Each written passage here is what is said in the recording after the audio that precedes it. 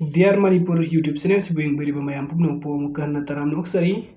Ramanandana wafam kaya sengdorokli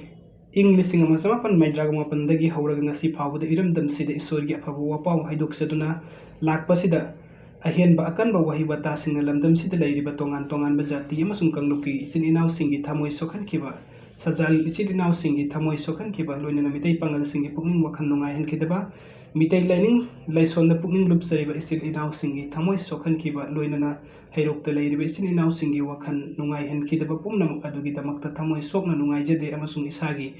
asoibani khanjaduna isin inaw jati phurup pumnamakna kana natte khanbiduna kokpiyo haina Christian gi wapaw sandokpa takhelamba Ramanandana sign tawduna se thadorpa cheron amana hairi matungda asigumba asi amuk hanna thoktanaba hona jagani aduga asikaknatana Manipur gi jati pumnamakna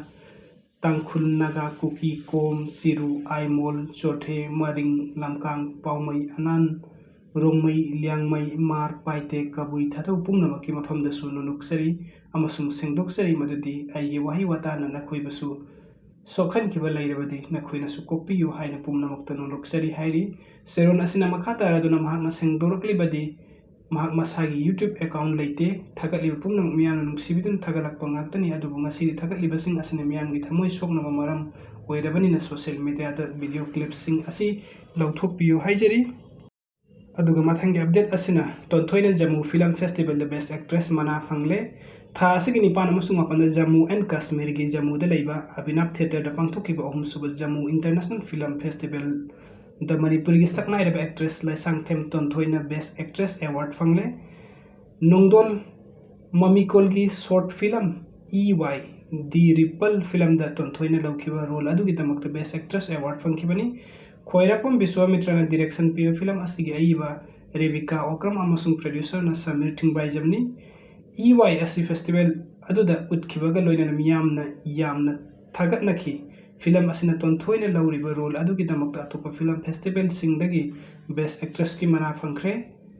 Jammu Kashmir Tourism Department na sponsor tawduna pangthokiba ahum suba Jammu International Film Festival asida Iran India France amasung US yauna tongan balaibak tramathuidagi feature film short film amasung